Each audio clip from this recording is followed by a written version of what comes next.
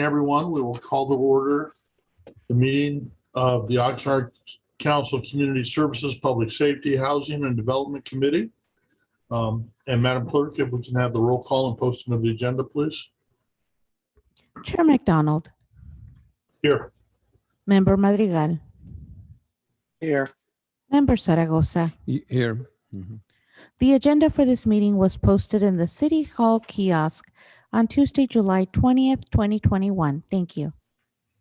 Thank you, Madam Clerk. And Mayor, I will ask you to lead us in the flag salute, but after the flag salute, I will ask that we have a moment of silence for two individuals. The first one is Charles Ritzema, who was a housing maintenance manager in the Housing Authority, who recently passed away after retiring in Arizona.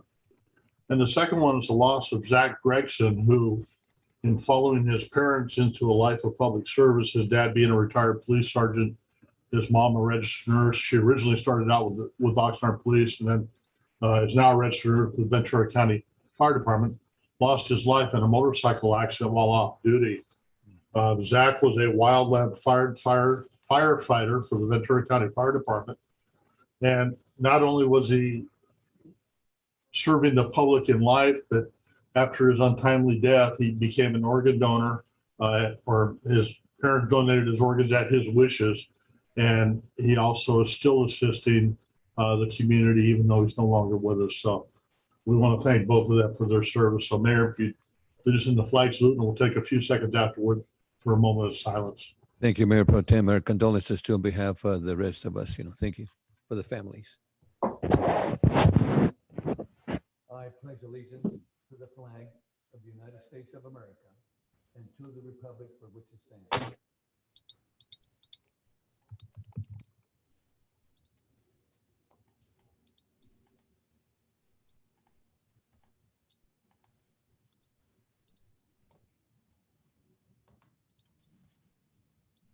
Thank you all. You may be seated.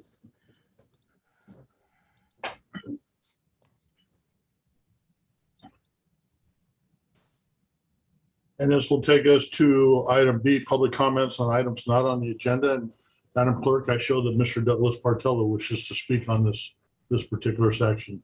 Yes, Chair. One moment.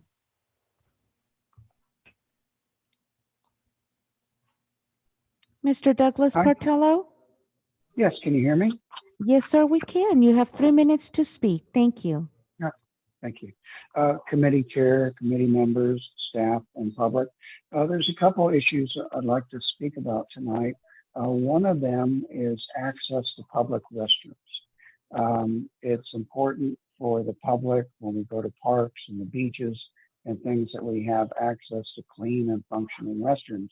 But it's really also essential for those that are unsheltered, that are living out in the streets, that they really don't have good access to toilet facilities. And we see a real big problem with a lot of businesses and residents in Oxnard that we get public urination and defecation. Now, some of that is bad behavior, right? But there's some of it where it's just simply lack of access to go to a restroom. So I've gone out in various places and contacted many homeless individuals. And I've asked them about this. Where do you go to the toilet? And they say, well, there's not a lot of places to go. And they say, well, I go to Walmart, I go here. But, sometimes it's like a mile walk for them to get to a restroom. And sometimes you can't make it that mile. And sometimes it's just convenience, and it's really bad with these businesses that have to open up their doors by power washing their sidewalks. And in some cases, it's just a lack of, good access to toilets. The other issue is about parking. Now, Oxnard is no different than many other cities. We have a big problem with parking, right? A beach community, beaches are always terrible. I used to live on the beach, and I'd have people parking. I couldn't get to work because people were illegally parked in front of my house. But you also have a lot of folks, they're living in their cars, and they're living in trailers, they're living in RVs, and they're on the streets. And it does create a problem, a safety problem as well. Councilman Perillo pointed out at the last council meeting out on Victoria, we got about 30 cars chronically parked out there. And a lot of those are homeless folks. I think we need to consider a place for homeless people that are living in their vehicles, a safe place for them to park and to have access to toilets, hand washing, and trash removal. There's a big problem with trash and junk from folks living on 30 the streets of seconds. Parliament. So it's just something I'd like the committee to think about as a future agenda item. And it's just a public health concern and concern for citizens. Thank you very much for your time. Thank you, sir. Madam Clerk, there are no other speakers according to my list. Is that correct? Not at this time. Thank you, Chair. Thank you, ma'am. This will take us to item C, consent agenda. We have several sets of minutes on under C1, and some of them were updated. So hopefully everybody's been able to read the updated minutes. And what would be the pleasure of the committee? So move. A second. Hey, Madam Clerk, we have a first by the mayor and second by Councilmember Madrigal. Roll call, please. Member Zaragoza, Yes. Member Madrigal, Aye. Chair McDonald. Yes. Thank you. Motion passes 3-0. Thank you. That takes us to subject item D, reports. First report is from the Housing Department. This is a vocational training program for previously homeless individuals. And the recommendation is that the Community Services, Public Safety, Housing, and Development Committee receive and file the presentation and report regarding vocational training pilot program for previously homeless individuals. And there was a pre-recorded presentation pursuant to Measure M that was available on YouTube. And Mr. Ramirez, are you going to start this off for us? I am. Thank you. Emilio Ramirez, Housing Director. Appreciate the consideration by committee. This is an item, a new concept that we are endeavoring to launch and see how it works. We are seeking your support for a pilot effort to help provide job training opportunities, starting with a group of 4 people that were previously homeless and now housed using Section 8 vouchers. And hopefully we can expand from that. We do have a couple of businesses that are already supportive. Okay, do you have any other speakers, Mr. Ramirez, or is it just you? No, it's just me, but Jessica, our homeless programs coordinator, is on the call, and we are both happy to answer questions. Okay. I don't have any public speakers listed for this item. Do the committee members have any comments for the housing director or staff? Yeah, Mr. Chair, I just want to commend the program because, as it's mentioned here before, it's a vocational pilot program that combines housing and supportive services for previously homeless individuals, which I think it's an opportunity for them to enter into the workforce and, of course, increase the housing stability. One of the things that I was looking at that we have 5 individuals that are now receiving housing and rent vouchers from the OHS, additional supportive and paid opportunities. But I think one of the things that I'd like here that I was reading is that it provides vocational training, case management, coordination, and housing. There's a hope that this program there's 5 items that I think are important as they prepare and participate to enter into the workforce, provide real paid work experience, improve housing stability, and support participants on the path to a long-term / permanent employment, which I think it's a good opportunity for them to again support themselves. So I think it's a good program. The only other question that I had is the pay that they're going to receive. Are they pay that they can use to support themselves? Yes, sir. And I should have mentioned, I'm sorry for that. The allocation of funding that we have for this program has already been approved by council in the adoption of the action plan for the use of CDBG money and ESG money back in October. So we have that already approved by council. In this case, it would be a direct payment, almost like a salary to the person, and they could use it as income. We are proposing a partnership with the County Workforce Development Board, with Oxnard College, businesses, and et cetera, and also provide kind of on-the-job training, if you will, with city departments, including my office. So we would essentially hire them on my office. We would train them to provide, whatever job training needs that they would need, and then coordinate an effort with a private business for future employment.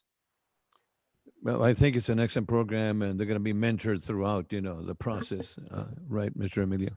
They will be. They already have, per our existing program, they already have a case manager support services with either the county's program or nonprofit or Mercy or Jessica, and that will continue. And part of that effort is the navigation to other services, including employment services. And so that effort will continue to be in place as well. Thank you, Mr. Chair. Thank you, Mayor. Councilman Montreal, any questions or comments? No, I'm fine. Okay. And thank you, Mr. Ramirez. I agree with the mayor. I think it is a great program. I just hope that there are other programs available out there with similar opportunities so that we don't create a catch-22 type of situation here with this program, where the way I read it, they have to be in housing in order to qualify as a previously homeless person. And I can envision where we might run into people that are interested in this type of program, but they don't have housing, and their comment would be, I can't afford housing until I get a job, and I can't get a job until I get housing. So I'm stuck in that vicious circle. So I'm hoping there are other programs out there that will help the folks in this predicament. If this one doesn't work for them, maybe there's other programs. Are there other options available if necessary? There are a variety of other options that are available, including the County Workforce Development. I mean, it's really their mission, the Workforce Development Board. And so when we first met with them, their response was, "This is right up our alley. This is what we do, and so we should partner together." And also, I should mention that what you're looking at today is really a pilot effort. In as much as we need to kind of launch it and figure out what mistakes we're going to make and what we need to learn. Hopefully in the future, it will not be limited to only people that are in housing, but we will be able to expand to recruit directly from the shelter or directly from street outreach or from some other sources. But at this point, and that's why we only are targeting a small initial group, because it's a pilot effort. All right, thank you, sir. I appreciate that. I'm glad that we're not going to be turning our backs on anyone who desires a service if at all possible. So good effort. Thank you very much for the presentation. This is a receive and file. So that will be the direction. Thank you all. Thank you. Next is C2, Community Development Department update on 6th cycle housing element, review of input received from the state of California, Department of Housing and Community Development, also called HCD, Planning and Zoning Permit number 20-620-03. And the recommendation is that we provide answers to 5 questions and provide input to staff also. And the 5 questions are: 1, does the community or committee support the addition of the new program language, specifically Program 2, Part E, Citywide Homeowner Repair Program, to target place-based revitalization efforts in areas of concentrated poverty to address state fair housing law? The second question that will be asked to answer is, does the committee support the new affirmative furthering fair housing AFFH program language, also called Program 19, to address state AFFH requirements with conceptual approval to address HCD's input? The third question we're asked to respond to is, does the committee support the creation of the proposed new accessory dwelling unit, also called ADU, housing program, referred to as Program 44, for homeowners to deed restrict their ADU as affordable to lower income households for a period of 55 years? The fourth question we're asked to respond to is, does the committee support allocating financial resources for Programs 41, also known as Ventura County Farm Worker Housing Study, and 42, also known as the Housing Trust Fund Program? This finding request would occur in early 2022. And the final question is there support for a lot consolidation program to waive lot merger fees for specific affordable housing sites, also referred to as Program 5, Parcel Assemblage / Lot Consolidation Program. And Madam Clerk, I do believe we have several speakers on this, so we will take the speakers first before going to the rest of this information. And there was a pre-recorded presentation pursuant to Measure M that was available on our YouTube channel. So if we can go to the speakers, that would be helpful. Yes, Chair.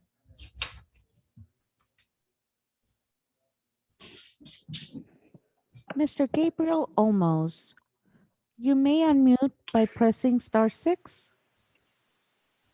Dear Honorable Chair and committee members, my name is Gabriel Olmos. I'm the President and Chief Executive Officer at Ventura Pacific. I'm speaking to you today because there are errors and miscommunications between the city and Ventura Pacific that must be corrected at the earliest possible time.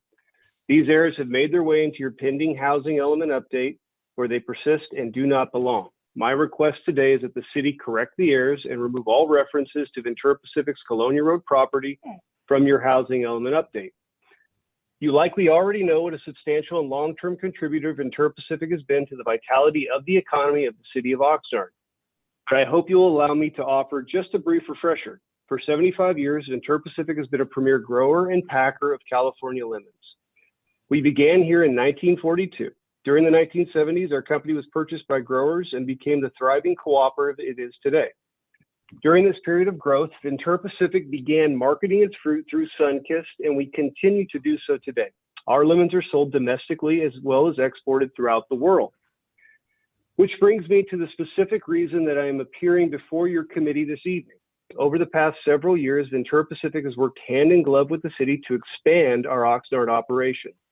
We now have two facilities, our original location on Colonia Road and a second state-of-the-art packing facility also located in Oxnard at 2620 Sakioka Drive in the Sakioka Farms Business Park currently under development. In an average year, we typically ship 100 million pounds of lemons from Oxnard to the world. With our two Oxnard facilities, we hope to ship 200 million pounds annually. Given these facts, we do not know why your housing element update describes our Colonia Road facility as having a vacant building. There is not a single building on our Colonia Road site that is vacant. All of the buildings are used daily and are fully operational. We employ 20 to 30 people to work at that facility alone.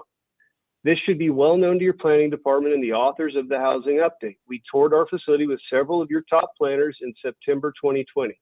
They would have seen our bustling operations in action. My goal is not to belabor how the errors occurred or have persisted in your housing update. I simply want to make it clear the jobs that we provide and the revenue that we generate at our Colonia Road facility matter to all of us. Because the City Council's #1 economic development priority is to retain jobs and existing businesses, we at Ventura Pacific cannot imagine that the city will force an unwanted zone change upon us or require us to leave our home of 75 years. I also want to make clear, as I have in recent conversations with your planners, that at any opportunity that we were momentarily willing to consider in good faith to change our manufacturing zoning to residential proved upon our investigation to be infeasible for our company. It does not pencil out for us, and it does not pencil out for the economic well-being of Oxnard. To close, Ventura Pacific's Colonia Road property is not vacant and does not have a realistic and demonstrated potential for redevelopment as housing. Hey, Mr. Olmos, I know the staff and myself and several other people have met with representatives from your company, so we will take your remarks into consideration. Madam Clerk, I show Jackson Piper as the next speaker, please.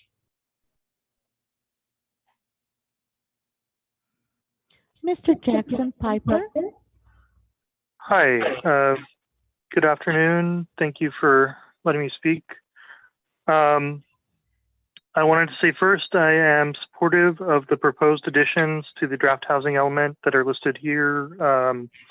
All the question and answers, I believe the answers should be yes. However, I do have some issues with the draft housing element based on what was sent to Oxnard by Housing Community Development recently. Among other issues, I would like specifically to know if these are being addressed. The first, the accessory dwelling unit projections, which the HCD letter very clearly said should be based on building permits issued instead of planning permits issued. The numbers for that would have been 3, 13, and 28 for the last 3 years instead of 25, 55, and 123, which is a substantially lower number of building permits issued for ADUs, which would probably change the projections quite a lot. So I want to know if that's been addressed. I would like to know if the adequate sites inventory, especially the realistic capacity for housing development and the suitability, of non-vacant sites issues have been addressed, so that the properties that are not likely to be developed as residential, that are either zoned for other than residential use or are developed with houses already or commercial uses, has that been taken into account? Has that been addressed, since those properties are not likely to be redeveloped for housing anytime soon? And also, have the parking requirements and land use controls been analyzed for their impacts on the potential for housing development in Oxnard? And there are definitely a lot of other issues that were expressed in the HCD letter, but I'll leave it at that for now. I sincerely hope the city of Oxnard takes that letter to heart and works diligently to address those concerns, as well as approving the suggestions before you tonight. Oxnard needs a great housing element, not just an adequate housing element, and I believe it's on its way 30 there, seconds. but it definitely needs to avoid becoming a target for HCD if it doesn't do this properly. And all the other cities in Ventura County need to pay attention and do this properly as well. Thank you. Thank you, sir. And Madam Clerk, I show Barbara Macri Ortiz wishes to speak now. Barbara Macri Ortiz. Hello, this is Barbara Macri Ortiz. Yes, thank you. Good You have evening.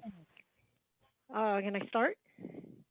Yes, you may. Thank you. Okay, thank you. First, I'd like to thank Kathleen Mallory and her crew for all their efforts. I know they did a lot of work this time around. I was very surprised with the HCD letter. It's actually a good thing that they are finally taking housing element language seriously. It's just unfortunate that Oxnard was the first one in the line of fire. I certainly hope that HCD shows the same zeal when they're reviewing the other Ventura County housing elements from the other jurisdictions. With respect to what's before you tonight, I wish to impress upon you the urgency of action. There's recommendations before you, I support them, but whatever you decide, you need to decide now and allow the process to move on.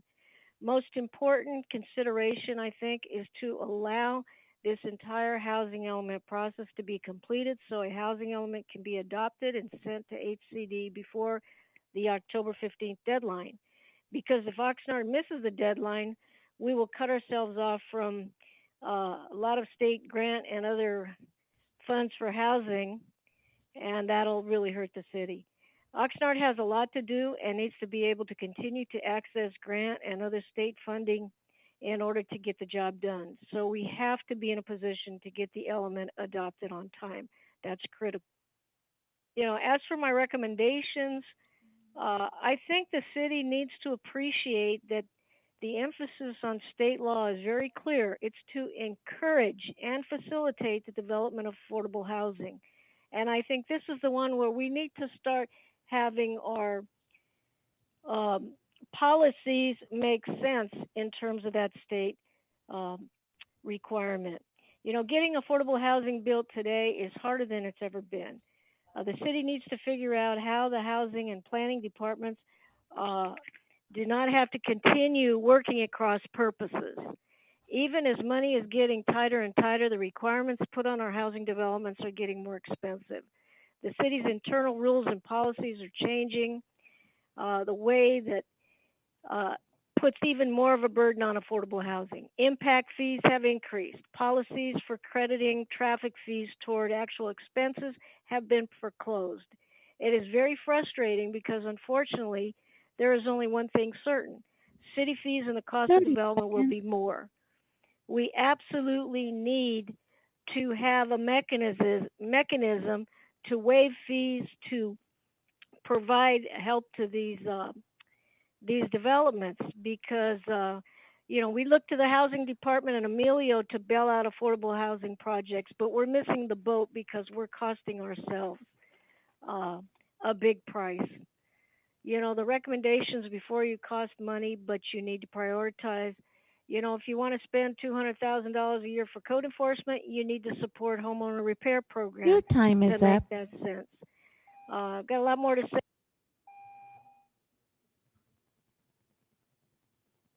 And Madam Clerk, I show our final speaker is Jennifer, and I hope I don't destroy the last name. I'm going to say Coyle, and I'm taking a guess here. Yes, Chair. Jennifer Coyle, you may unmute by pressing *6.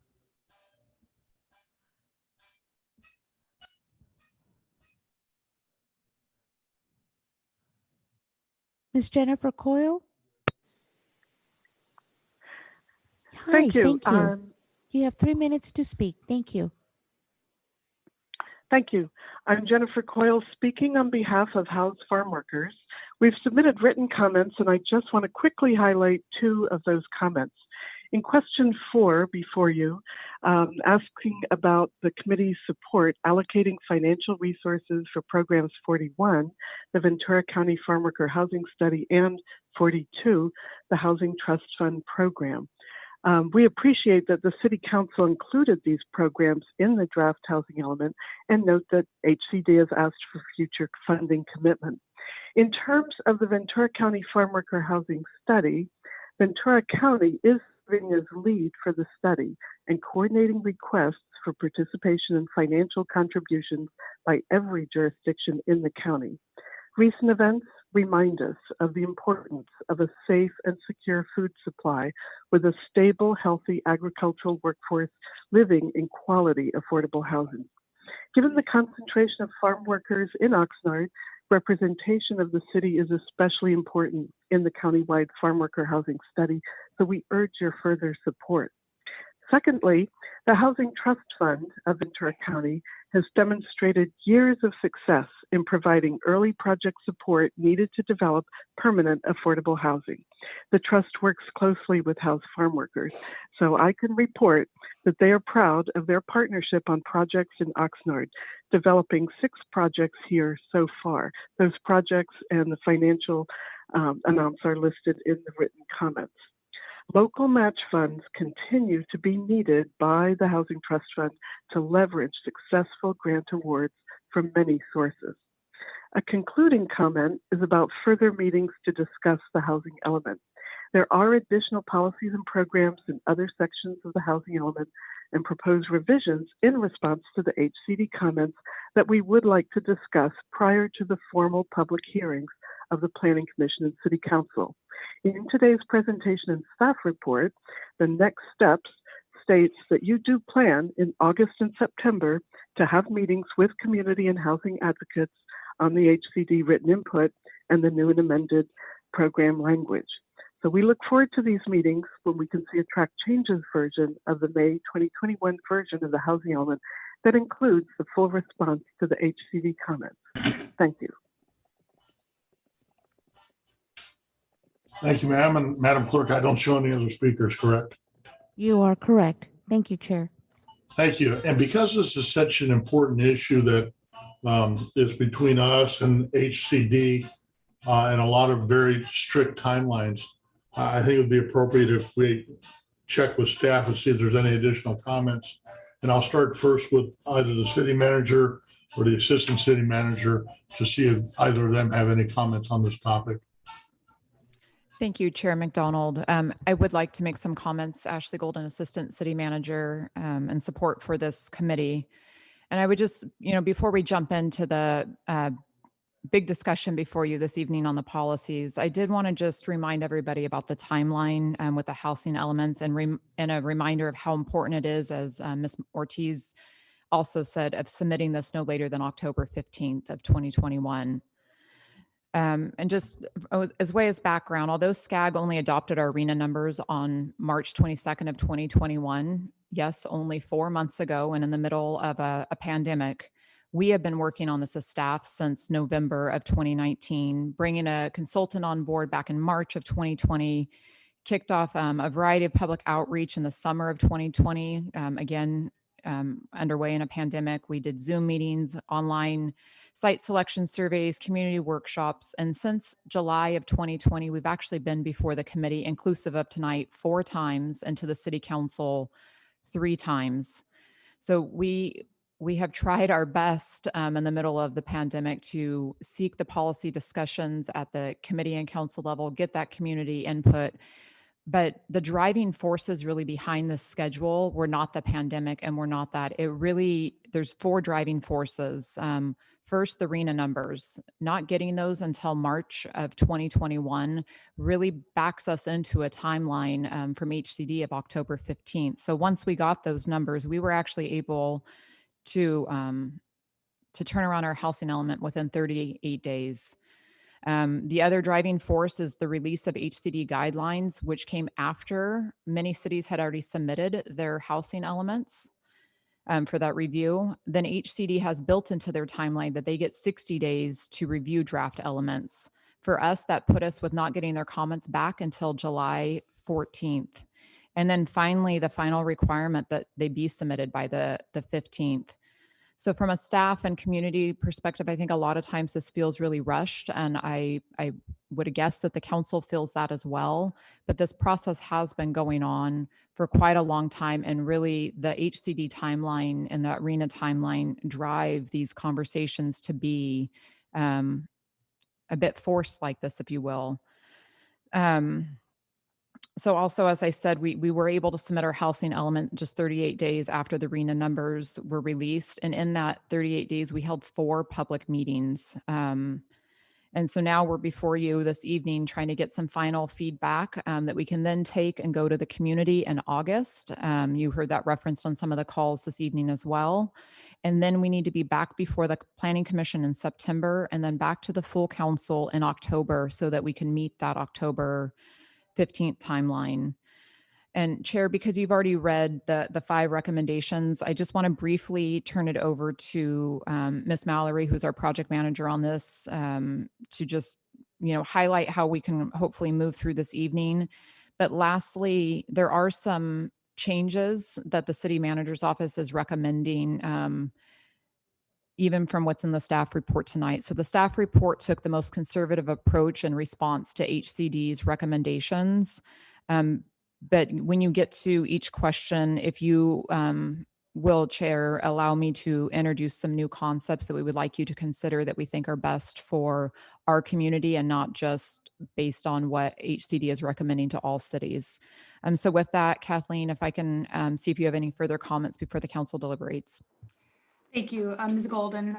Kathleen Mallory, Planning and Sustainability Manager. I just want to introduce and thank the group that's on. We have a good team that's available to answer your questions. We have Jennifer Gastelum and Amy Sensheimer with PlaceWorks, and they've been helping with the housing element work. We also have Heather Davis, who's been the Assistant Project Manager on this. And of course, Emilio and Vito are on the call or in the meeting today that can speak to some of the questions that may come up. I would recommend, because these are some meaty questions, I would recommend that you allow us the opportunity to provide some context as you go through the 4 different questions or 5 actually, that we have before you this evening. Mayor Pro Tem, you read the recommendation, so I won't go through all 5 of the items, but we'd like to offer some context as we hit each item. In terms of the questions that came up, I would like to address them now. We have been working on this for quite a long time. In terms of the site, Mr. Gabriel Olmos, Ventura Pacific, the Colonia property, 600 North Harris, Ventura Pacific property, as I mentioned, that we had a letter, an expressed interest by the broker on that property. It's in your, the document known as, not that it matters, it's a site that where we've identified a capacity of 157 lower income units. If we characterize the property incorrectly as vacant, that's our apologies on that. There are a lot of parcels and we do our best to get everything right, but we did have a broker who reached out to the planning manager expressing interest in redeveloping that property. One of the speakers also, Jackson, was supportive of the ADU program. We've seen robust interest in that program. The guidelines from HCD changed. They were planning permit issuance. Now HCD is saying it's building permit issuance. We do have records of building permits being issued. They are significantly going up in terms of the permit issuance. We have a new program that we're rolling out in the next few weeks to streamline the building permit issuance, but we will be refining our analysis in the final housing element to respond to that point. And we can speak further about that when we talk about that additional program we talked about that was in the staff report. And then one of the speakers, Ms. Jennifer, mentioned a question about the programs 41 and 42. And as we move forward with those programs, we can talk, and the discussion with the committee, we can talk about that at that time. I also want to just thank Ms. Barbara Macri Ortiz and the House Farm Worker and Affordable Housing Groups. We worked tirelessly with them, and I appreciate Barbara's support of this effort. With that, happy to dig into the very first policy question if the committee is ready. Thank you, Ms. Mallory. I will just provide some preparatory comments.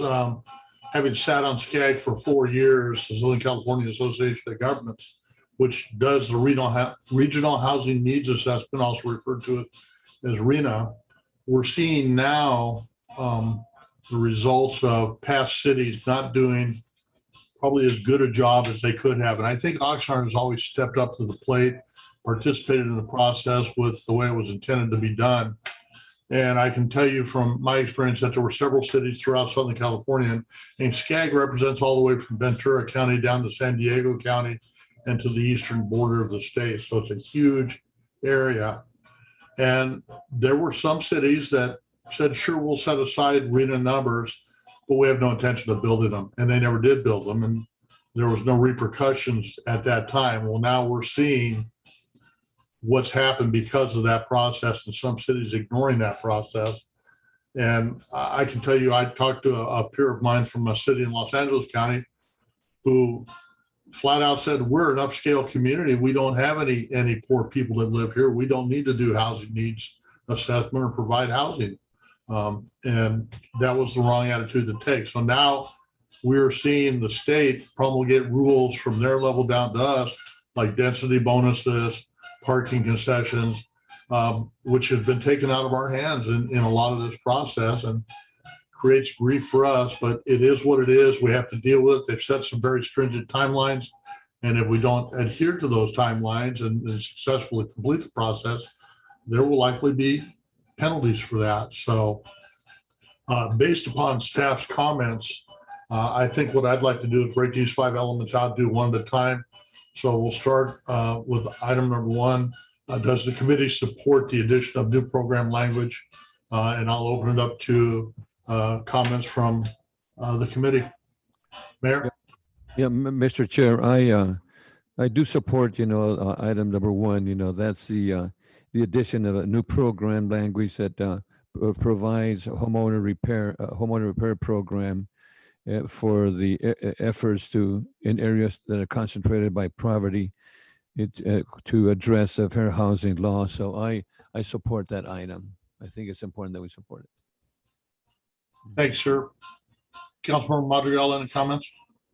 For both question 1 and 2, it has to be a yes. I don't think we're going to go against following state law. So that's like an obvious yes for the first 2. Okay. And I will support that also. Madam Clerk, the question has been asked, and it sounds like the 3 of us are in support, but would you do a roll call, please, on question number 1?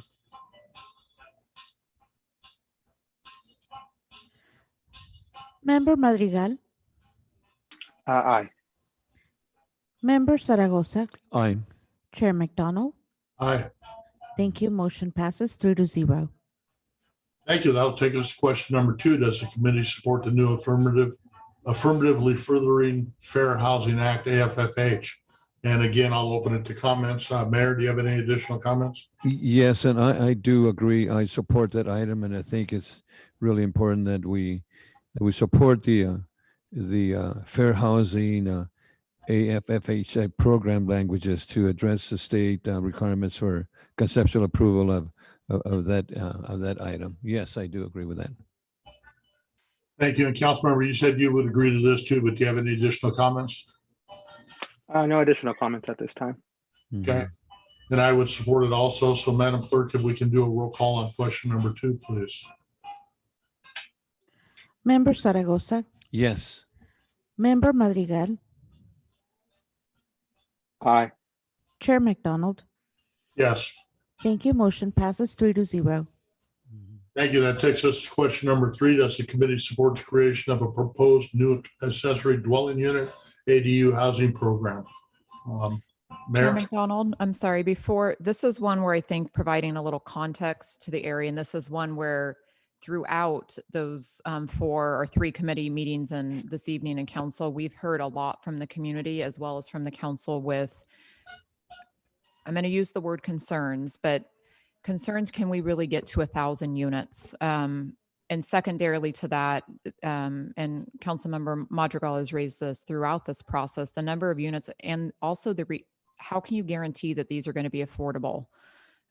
Because we are earmarking those units towards our affordability of the lower income units within our overall housing element numbers. So I think when you have this discussion this evening on these policy questions, those are the 2 separate issues, the affordability and the number that need to be addressed. Whereas our program that, and it's staff developed program, it is not, each CD did not say you must do this. Each CD really questioned, can you get to 1,000? And if you're going to say that those are for low income, how are you going to ensure that? So what staff has put before you this evening is a deed restriction. And our typical standard deed restrictions when we give money is 55 years. That's how we came up with that. And Emilio Ramirez can go into that a bit more. But that is also a way to then restrict them to the lower income levels to ensure that we're hitting within that. I believe that one of Barbara McOrtiz's early letters also suggested something to this, that you're going to need to incentivize it because your records do not show that you're anywhere close to getting to 1,000. So just wanted to provide that context as you start this discussion of things to consider within. We are not tied to having to do a funded program at this level, nor having to do a 55 deed restriction. These were ways that we felt like we were being able to respond to the public comments over the last few years and HCD's letter, but there's many ways that we could get there. Ms. Mallory or Emilio, anything else to add to that? Mr. Ramirez, do you have anything further? No, I don't. Thank you. I do have a couple items, and one is on that issue of the ADUs. The HCD did provide in verbal comments with us that they do want a program, an additional program beyond what is proposed in the draft housing element. There was expressed concern, as Ms. Golden indicated, with up to 1,000 units. We are sharpening our pencils. We are looking at that. But the HCD is looking for some additional ADU program to support our ADU numbers of any number amount. And we are looking throughout the state and working with PlaceWorks to identify good ADU programs that can help promote the continuity of them as lower income units. Okay, thank you. And I guess my only comment would be that if we're going to look at incentivizing this, that Oxnard residents should get the first opportunity to take advantage of this program, as opposed to people coming from other communities. Not that I'm opposed to anybody from other communities, but I think my community needs to be first in line to be able to take advantage of this. And if they're not living in a standard housing unit or if they're living in a substandard housing unit, they should have the first opportunity to take advantage of this. So with that comment being said, I'll start with Councilmember Madrigal. Any additional comments, Councilmember? No additional comments on this item. Thank you. Mayor, any comments? Yes, I have some couple of questions that I'd like to ask. First of all, I just want to share that the initial comments by Ashley and staff is that we need to approve or have this going to HCD by October 15th, and I believe we need to do that. The concern that I have, if you want to call it a concern, is that on item 3 is for the ADUs for both the 55-year deed restriction and the money needed to support that construction.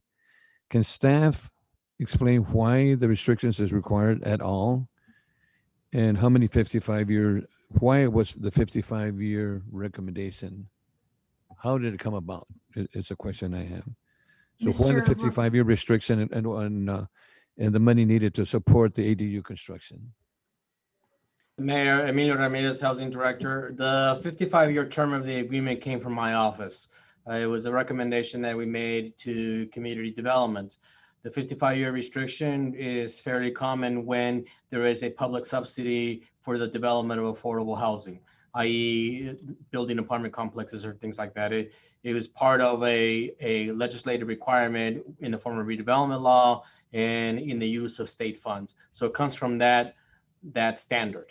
It is not necessarily a requirement. If we were to use in lieu funds, for example, then it doesn't have to be at 55 years. But there does need to be a recorded deed restriction that causes that unit to be defined as affordable. Therefore, for it to count as against the unit production requirements of RENA. Okay. So Emilio, does every ADU have deed restrictions? All of them that we need? Do they need deed restrictions? No, but 2 points. Number one, if the city is going to contribute a public subsidy, then we would require a deed restriction in exchange for the public subsidy. Number two, in order for that unit to be counted as an affordable housing unit to a low-income household, it needs to be evidenced by a deed restriction. They have to have it by then. For the sake of it be counted as a contribution to that low-income set-aside required by RENA. And the other question I have, do we have sufficient funds for all ADUs? No, again, the need is substantial, and we don't have enough money right now to accomplish development of all of the affordable housing units that are required to be produced in the housing element. Thousands of units, we can't handle that today. Over the period of time, we can come close to it. Of course, the housing element and the RENA production requirements change over time, and it's likely to increase. But no, we don't have enough money right now to meet the production requirements. So because of that, Emilio, can we look for, instead of using city funding, can we look for grants for the construction of the ADUs? Absolutely, we can definitely use grant funding, and we would use grant funding. We would use mission-based money from HUD, from the state, in order to contribute for the development of the affordable housing, including ADUs.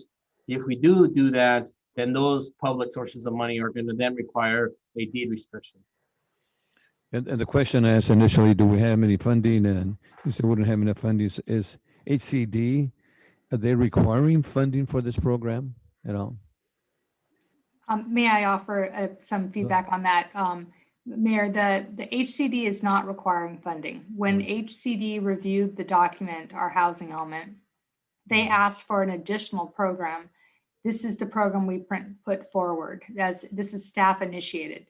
I will also note that this would not be something HCD asked for every single ADU to be provided with, meaning there may be a certain amount that don't have a deed restriction, but there's some that we would be providing funding, and then there would be, because we're giving public funds, required deed restriction. The sweet spot is the number, the ADU number, and the more we inch up beyond where HCD is comfortable with, then they're going to start asking for more programs to ensure the perpetuity of the ADU units. But it's entirely possible we put this forward, the HCD could come back with some additional language and modification. I hope that answers your question.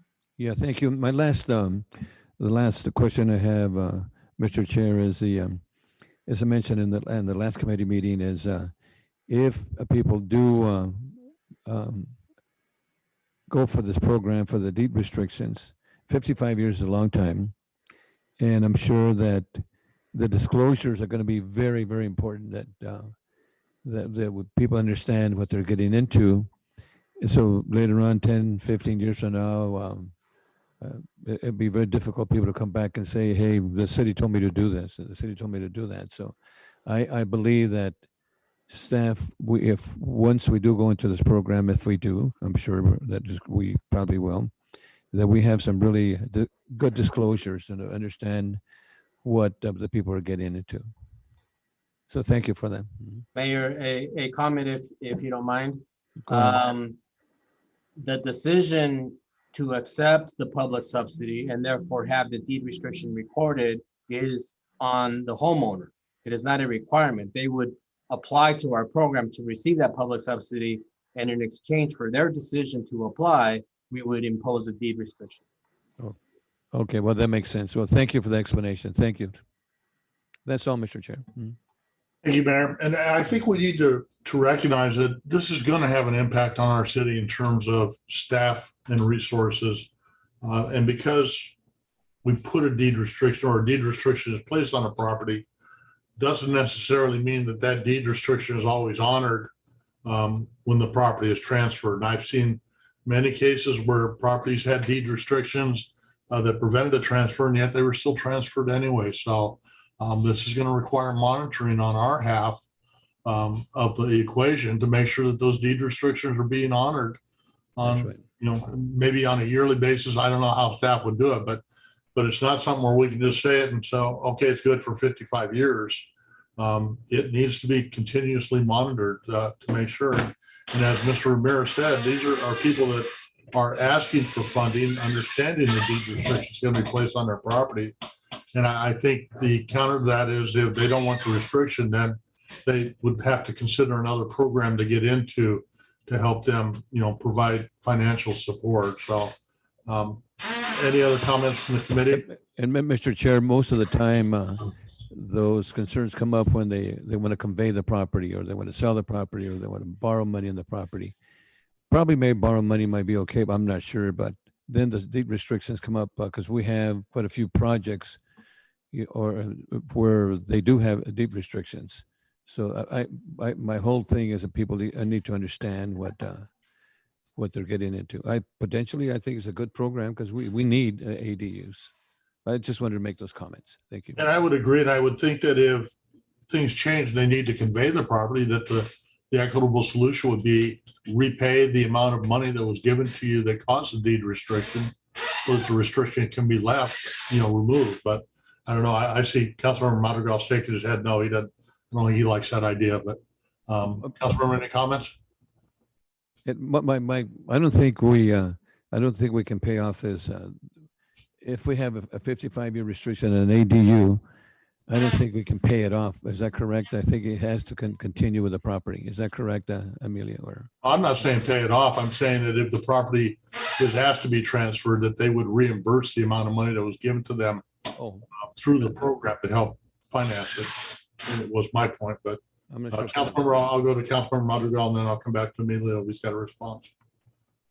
No, I kind of saw this. There's an article on the paper right before the start of the pandemic, because I believe the city of Camarillo, they do their some of their housing that they actually purchase homes in the city and make those homes available for low-income housing. I believe they have, a 20 to 30 year restriction on them, or a deed on them, and the deed was coming up to an expiration. So the article was about them needing to purchase new homes around the city of Camarillo for low-income housing. This article was done, I believe, a month before the start of the pandemic. So I know that, other cities have other things, but I know that having that deed restriction, it falls on the homeowner. And I know it's going to be a difficult task for 55 years, but, it's one of those things that we need in order to actually meet our RHNA numbers now and in the future. That's right. Thank you. Okay, thank you. Mr. Ramirez, any comments?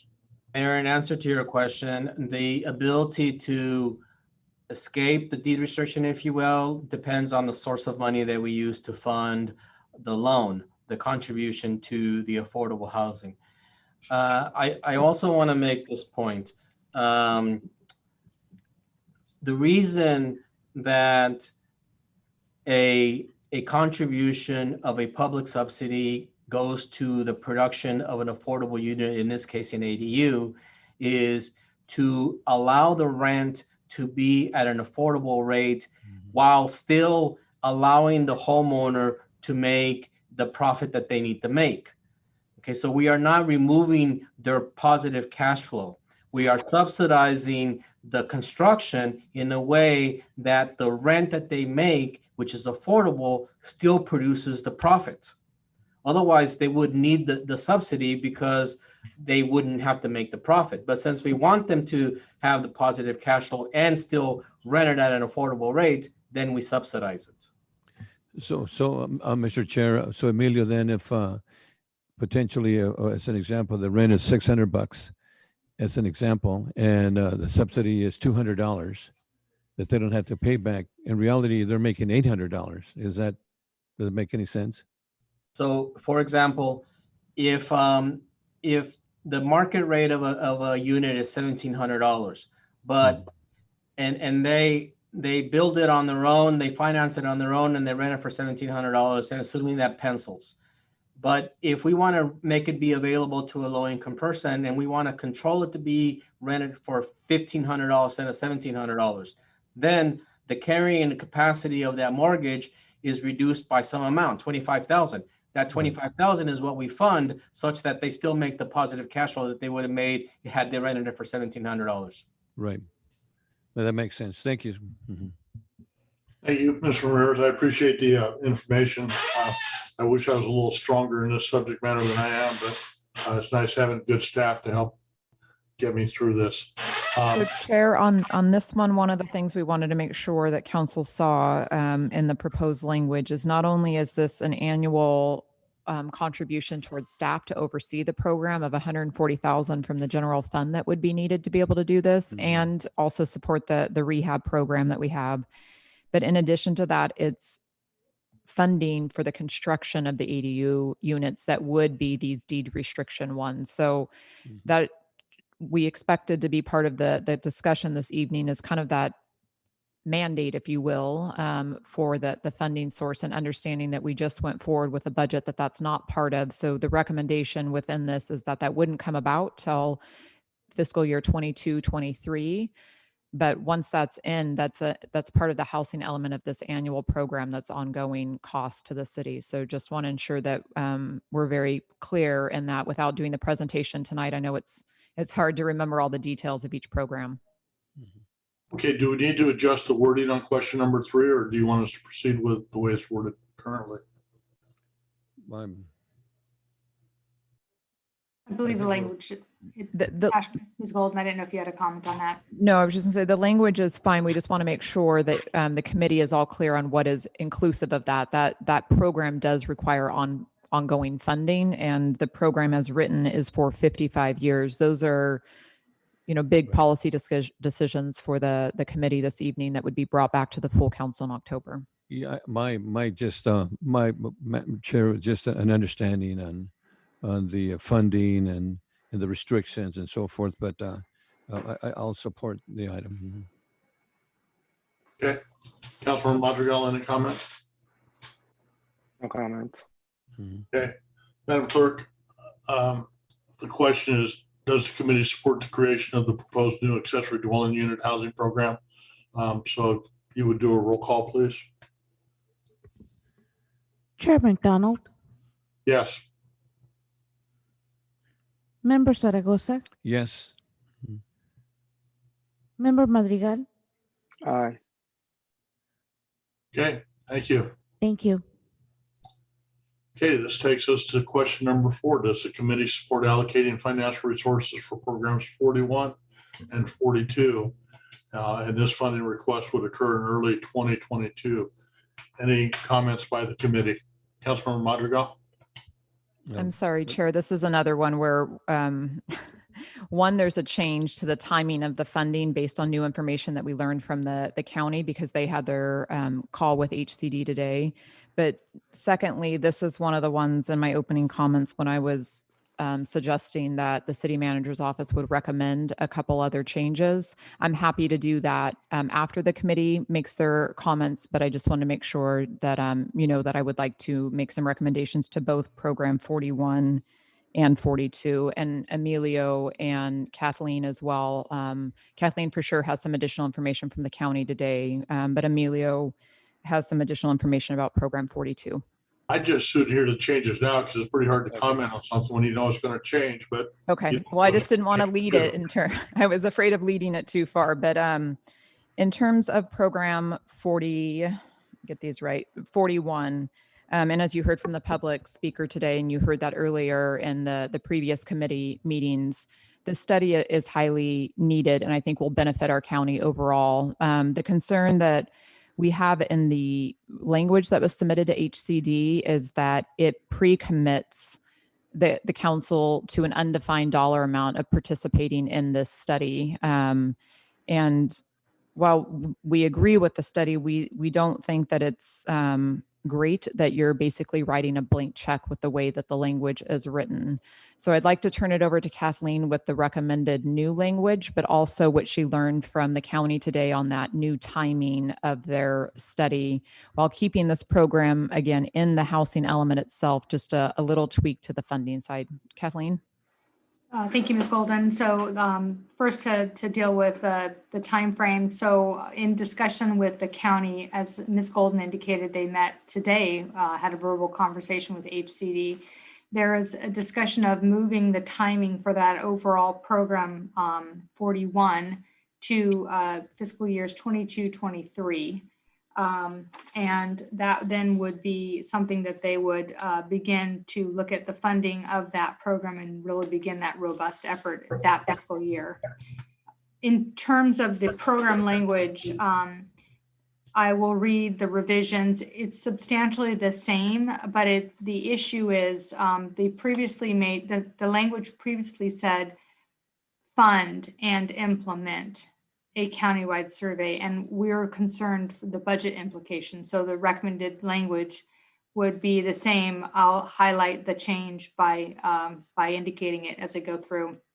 The city will, one, work with the County of Ventura, advocacy groups, and agricultural organizations to seek funding through grants or other sources for the, and that's all new. So to seek funding through grants or other sources of funding, and then for the implementation of, and then everything else remains the same. A countywide survey of farm workers, employers, and housing providers to further define housing conditions, needs, and barriers to farm worker housing, and utilize the survey results to develop targeted programs and strategies to address the identified housing needs of farm workers and to seek agricultural businesses with a stable and healthy workforce.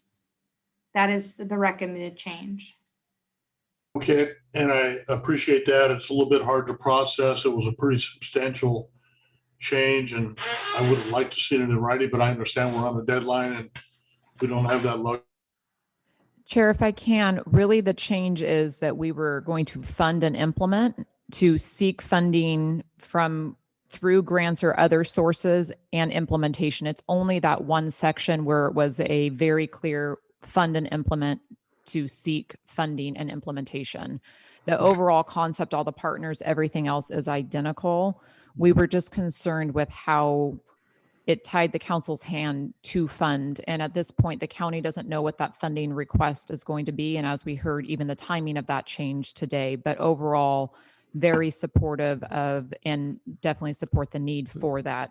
So that's the change on 41. If maybe you want to take that one with council committee comments now, and then we can dive into some of the changes on 42.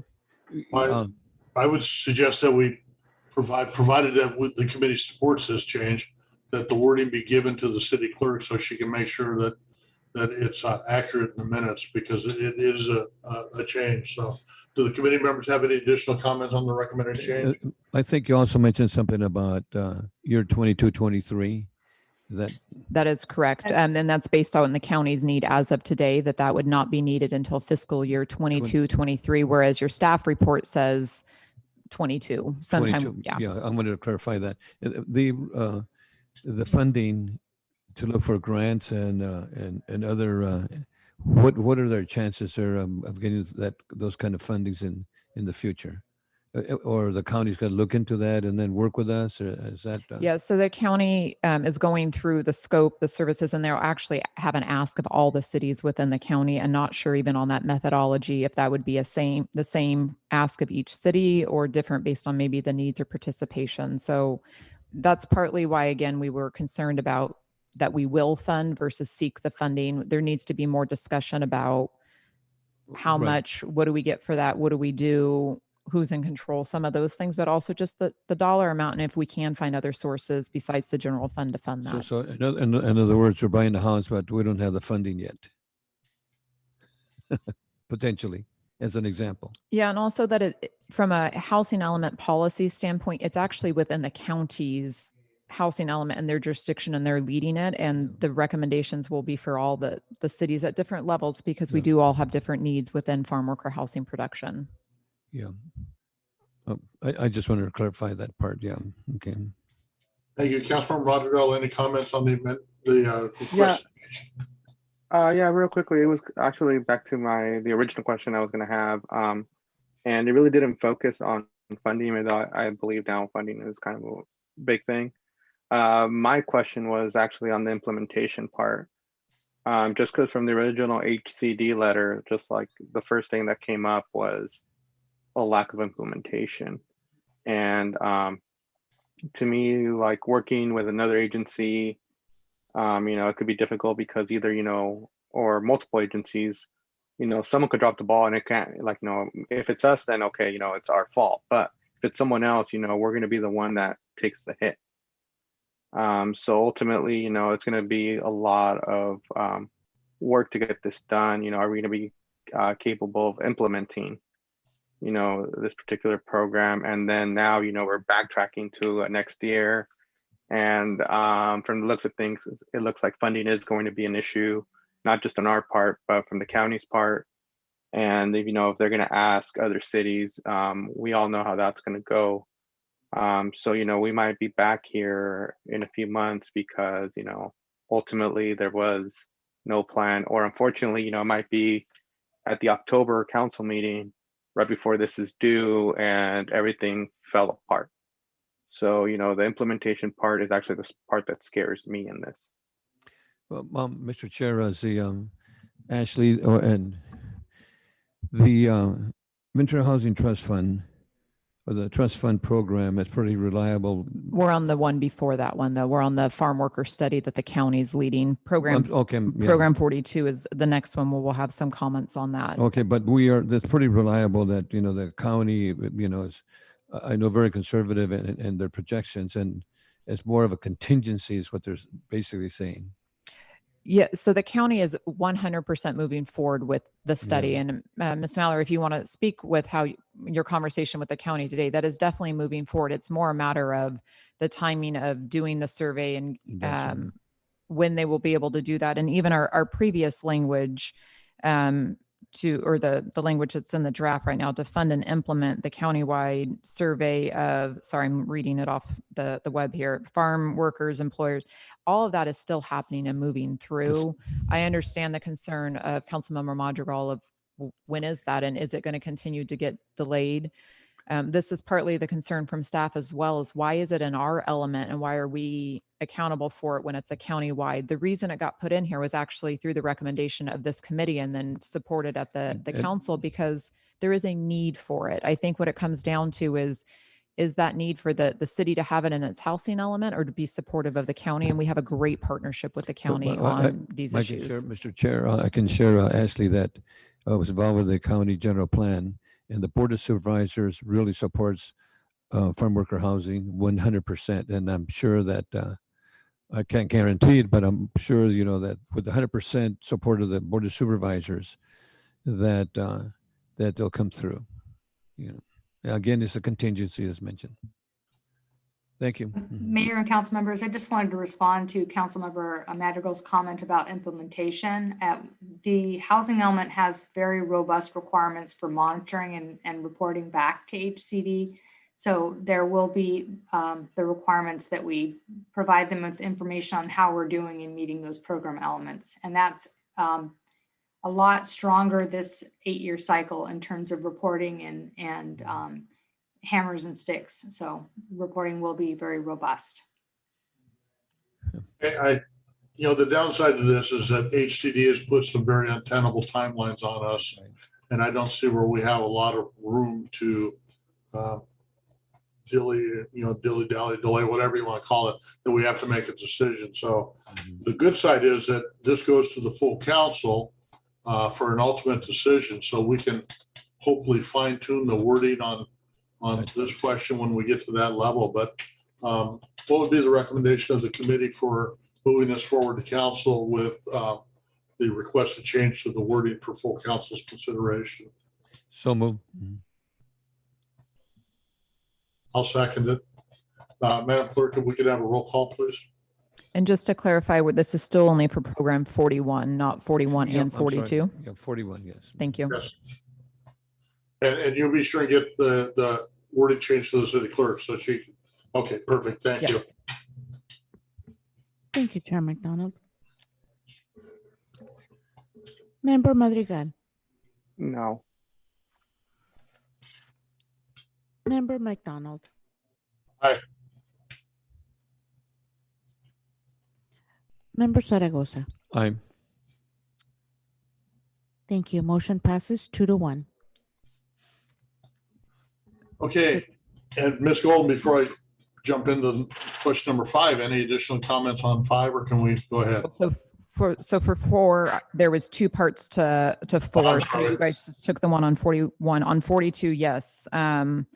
This is one that actually is the most concerning to the city staff right now, on actually not something that HCD asked. It's actually the language that we proposed in our own draft housing element based on committee and council feedback the first time. So program 42, the language that we drafted said that beginning in 2022, the city will support the efforts of the Housing Trust Fund of Ventura County by making an annual contribution to support its provisions of short-term pre-development acquisition, construction funding to developers of affordable housing. In addition, the city will support the creation of a county-wide dedicated source of funding for affordable housing. And the word specifically that we have a problem with, again, that we wrote ourselves, is making an annual contribution. So we firmly believe in the mission of this organization. Actually, Mr. Ramirez, as a board member of this organization, as one of the public speakers, mentioned 6 projects with all of those different funding as part of it. We just don't think that what we put forward, that we are tying the council's hand to continually make an annual contribution, again, with no parameters, is the best way to get affordable housing necessarily within the city. We are a city that's very supportive of affordable housing. Our track record does show that. So as drafted, we would like to see this loosen up on that annual, but instead seek for the actual just continued partnership with the Housing Trust Fund group. And I wanted to turn it over for Emilio, if I can, if he can just walk through a recent example of when we had a way that we can still support the trust fund's mission, but without having to give an annual contribution, because that also has to be through our general fund if it's this way, where we have other mechanisms that we can further their mission as well as our own. So Mr. Ramirez. Thank you. First, disclaimer, as Ashley mentioned, I sit on the board of directors of the Ventura County Housing Trust Fund. So just want to mention that. And I sit on that board because I believe in the mission and the value that they deliver to the community. And I think they're a very responsive organization that provides a lot of good in the provision of affordable housing. So as way of an example, the Housing Trust Fund is involved in the production of our project in downtown at 2nd and B. They are contributing financially to it. They are contributing, supporting. So I would fully advocate the continued support of the County Housing Trust Fund. However, I believe that there is a better way to do it than a financial contribution, which, like Ashley mentioned, which as Ms. Holden mentioned, it has to come from the general fund versus a mission-based source of money, i.e. home. And that is a partnership that involves a surety that affordable housing will be built in Oxnard. So relative to the project at 2nd and B, what we did is that we conveyed, or what we're going to do anyways, as approved by council, is that we're going to convey the real property to the Housing Trust Fund. That real property has a value of approximately $800,000. The $800,000 value they can leverage against other grant sources and bring forth other money, and that other money can be used in affordable housing throughout their jurisdiction. But it also imposes a requirement that affordable housing at 2nd B get built, because they subsequently convey that to the developer, and that developer then receives additional contribution from the trust fund to ensure that the mission-based affordable housing at 2nd and B gets built. So we gave value to the trust fund. The trust fund ensured a development of affordable housing at 2nd and B, and they additionally contributed funding to it.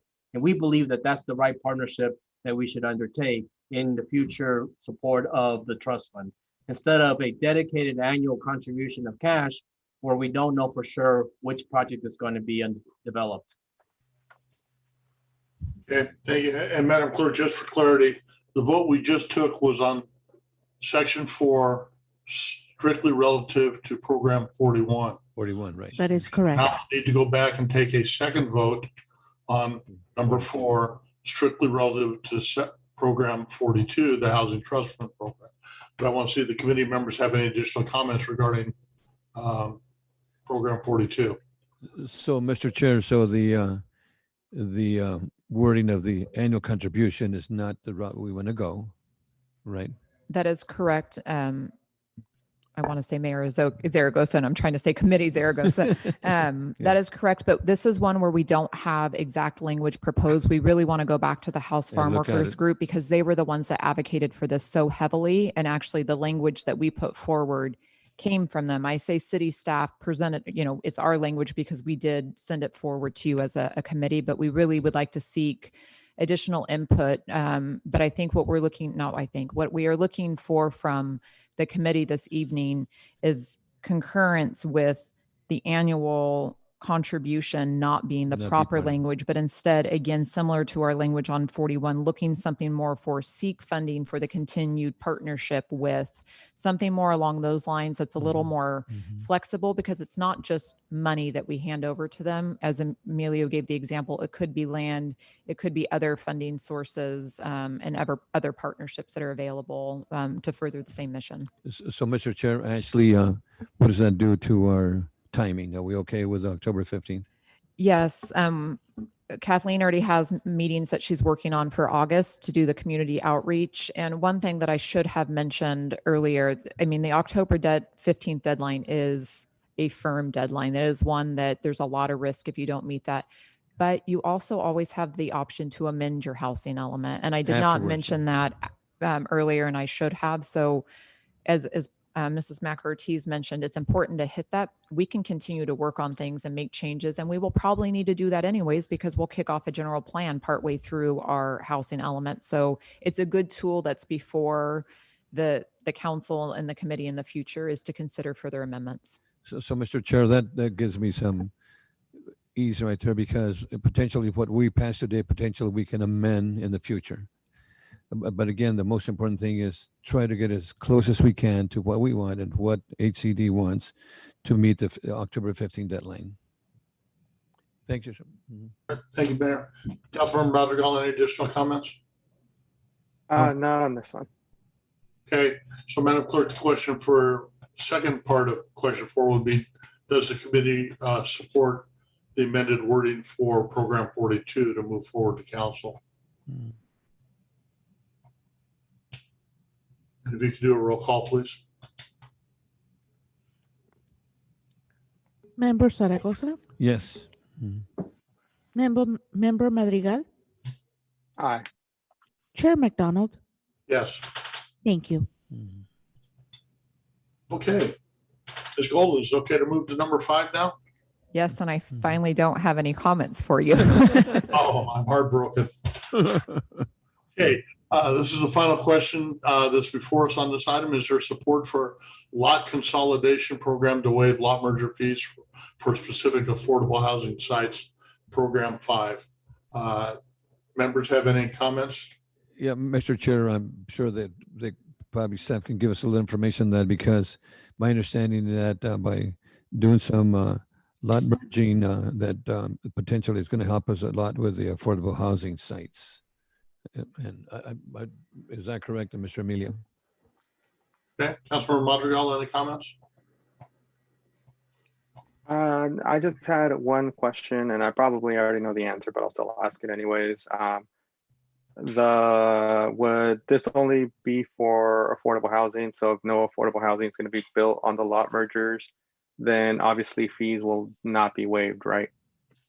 Councilmember, this would be applying for the certain sites that are identified as affordable housing, correct? This was recommended by HCD. So, Mr. Chair, the question I had initially was, that's going to help us with affordability to build additional affordable housing, correct? Correct. So, Mayor, in response, there are some of the parcels, some of the sites that are identified in the housing element are not a single parcel in and of itself. They're kind of need to be assembled.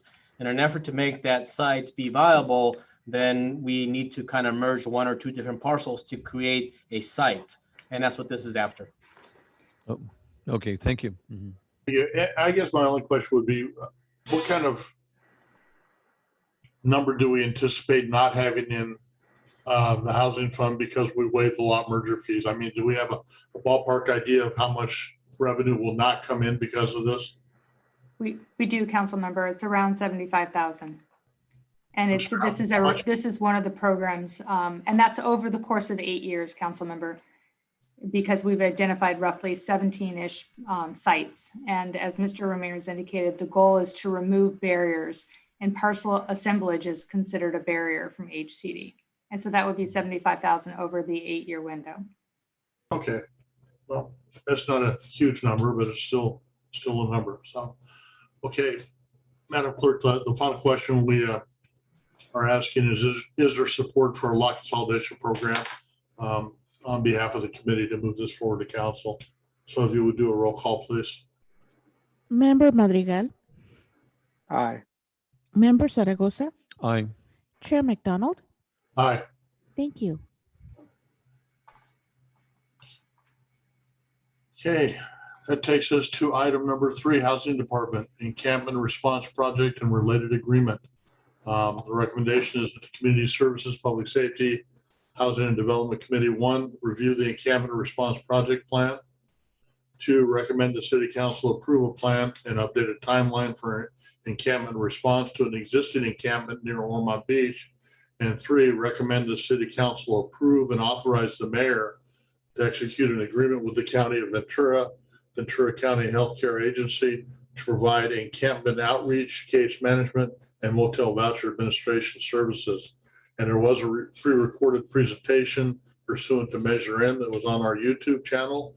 So there won't be a repeat of the presentation here, but we will open it to staff for comment. But I do believe we have 2 speakers, Mr. Partello and Ms. Cartagena. If we could bring them on, please. Yes, Chair.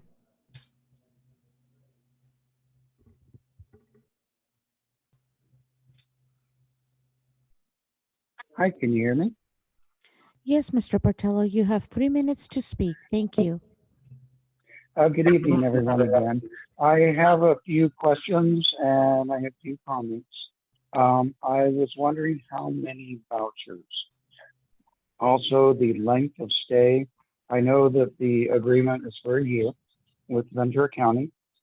And for the motels, I was wondering what qualifiers, if any. There are some undocumented folks. There's some folks that don't have government issue ID. I know there's TB and COVID testing, all that, but I was just wondering if there's any additional qualifiers. Also, for the 790,000 price tag on this, I remember back when in October of last year, when the eviction was moved forward and approved by the city council, that was 375,000. So I'm assuming that it's an increase in the motel voucher, maybe length of stay, or the number of people that would be offered those. So I was curious about that. Also, I would like to know what is a prioritized person for the motel. So it says for prioritized person. So what makes that person a prioritized person? Also, I was out there Sunday and I did a head count with another service provider and with a resident out at the slag pile. And we came up with 62 people on Sunday that are currently living out there. I don't know if that's useful or not. Now, I understand that there's a minimum just for the motel cost. There was 387,000. I don't know if this is a correct figure, but $100 a night, and maybe Amelia or someone can, share that information with me. So crunching the numbers, if they're offered a motel room for each night of the month for the year, then that would be funding available for 10.75 persons. So I know that there's a lot of folks out there that really aren't that interested, so that may be a realistic number. So given that number, if there's more, would that mean a lessened length of stay? Or if someone came and then they left, would that open up nights for other persons to enter throughout that year, or exactly how that works? So the other comment I have is, that's $790,000 for 11 people for 1 year. So that's $73,488. And those services that they're going to be referred to, they're already in existence. Backpack Medicine has been going out inconsistently every other Monday and reaching out to those folks. And the response for the showers, the student doctor and services, it's been pretty sparse. I mean, it's been just a very few of those folks are reaching out. So I'm just wondering, Your time is up. for so much money. Okay. Thank you. And we can bring Lucy Cartagena in, please. Chair McDonald, our next speaker is not available at the moment. Okay, thank you. And Mr. Partillo asked some pretty extensive questions. I'm going to ask staff to follow up with him in response to his questions.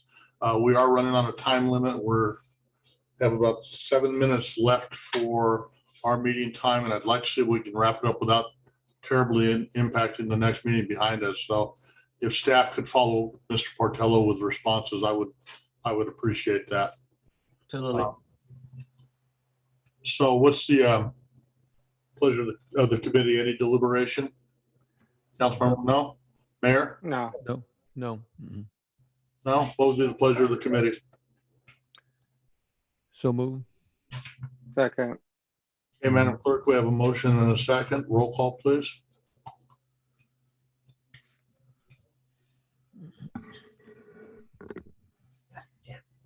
Chair McDonald, Yes. Member Zaragoza, Yes. Member Madrigal. Aye. Thank you. Motion passes 3-0. Okay, thank you. That takes us to item number 4, Community Development Department. And his presentation required off-street parking for bed and breakfast uses. And this is in the Wilson neighborhood. Now, I was originally the one that asked for this to come forward. And then in talking with legal staff, I may or may not have a conflict. It's not really a clear answer.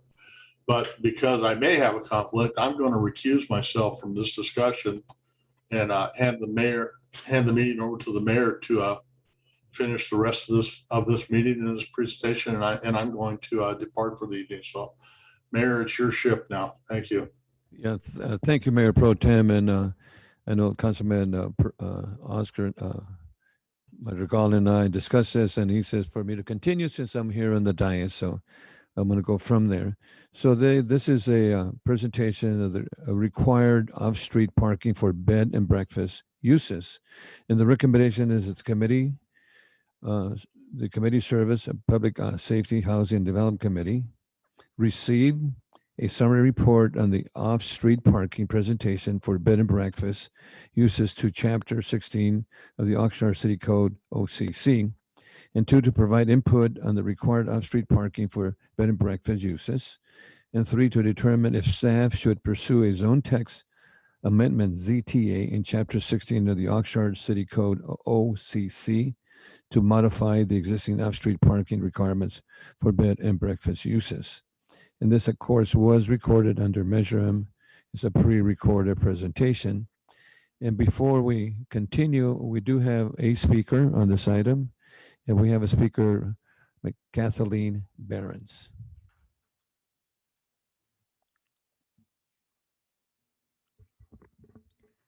Kathleen Burson.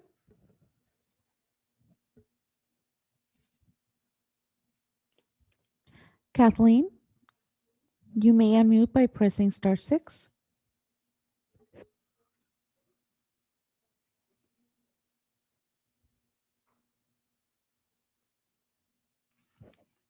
Kathleen? Say hello. Hello, can you hear me? Yes, thank you. You have 3 minutes to speak. Okay. Good evening. Thank you for your time. My name is Katie Behrens, and I live in the Oxnard Historic District, the one that you're considering for bed and breakfast. I'm a little nervous, forgive me. These homes are all historic, and there's only so much you can do with them. I'm in the process of permitting mine for a bed and breakfast, and I have a snag with the parking. Help me out here, guys. You're fine. I live on a corner lot. I have plenty of parking. There's never a problem with parking here. And I would like to encourage the committee and Oxnard to consider more flexibility for parking requirements for the location of the property and the parking availability. If I was to permit my bed and breakfast as an ADU, the situation that I'm in, it would be waived and I would not need to put a parking place in my garden. But as a bed and breakfast, it's required. And I know Ventura is looking into waiving this, and I would like Oxnard to consider it also, please. Okay, I guess that's all I have to say. Thank you. Thank you. Councilman Madrigal, do you have any questions on this item? Well, going through it, thank you. Went through the presentation probably 2 or 3 times. But my key thing is I'd actually be interested in providing additional flexibility to required off-street parking regulations. So if staff could come back to the committee with some options or some different types of forms of flexibility to this, I think, to me, that's what I think would be best, but that's just me. Thank you. And let me share something too. I looked it over, and there's a lot of work been done on this for the Wilson neighborhood, for the B&Bs and ADUs and so forth. But I'm looking at the item number 2, option number 2, that staff identified on the homestay on corner lots to be credited non-primary street frontage towards parking requirements. So I'd like to share that I support this option number 2, and also direct staff to identify or recommend that staff initiate a zone tax amendment to allow the homestays on the corner lots to be credited with non-primary street frontage towards their parking requirements, consistent with the bed and breakfast inns. And I think that would be a good recommendation. And instead of that, would probably, if at all, maybe, if anything, would probably affect maybe about 20, 30 lots at the most, as opposed to redoing the whole neighborhood. Is that correct? Mr. Kolwitz, Ashley? can you speak to that number? And Councilman Madrigal, just for a little bit more clarity, staff in the And the report put forward 2 potentials for flexibility. And just to clarify, Mayor Zaragoza, you're recommending number 2 Number as 2. one that you're supportive of that flexibility. So I'm at least hearing that both committee members are supportive of increased flexibility for this. For number 2. Councilman Madrigal, if you have an input on 1 and 2, or if you're looking for us to provide other options and come back, that would be helpful. And maybe while you're thinking about that, Mr. Kolwitz, do you have a number of units that this may affect if we went forward with option 2 as our zone text amendment? All things told, in the Wilson neighborhood, there's approximately 45 or so different blocks, if you will. Each of those blocks would have 4 corner lots. So just as a rough number, there's potential up to 200 different properties that we could be impacting. However, the only properties that would be allowed to utilize that would be ones that have a bed and breakfast use. And as of today, we don't have any bed and breakfast uses proposed or operating within the city. So a pretty small number would be our off the cuff sort of expectation in terms of impact. That would be my recommendation, because that would help the corner lots, with giving an additional parking that will help them, if they want to convert to the B&B. And it is consistent with what is already allowed for the larger ones, which is why the planning staff put this recommendation forward. Councilman Madrigal, looking at those 2 options of increased flexibility, back to the question I was seeking further guidance from you on, are you comfortable with either one of those? Or are you seeking staff recommendations for other options? If it was just those 2, I'm fine with number 2. I think probably could do a little bit, probably better. We come up with something new, but that's fine if 2 works. I would make a motion to approve or share with staff that we look at that number 2, option number 2, a potential zone tax amendment for number 2. That would be my motion. Second. Madam Chair, Clerk. Roll call. Member Zaragoza, Yes. Member Madrigal. Aye. Thank you. Motion passes 2-0. And Councilmember, do you have any other items that you might want to bring up for the future on this? Not at this moment. Thank you, Mayor. Okay, with that in mind, then we are adjourned for this item. Thank you.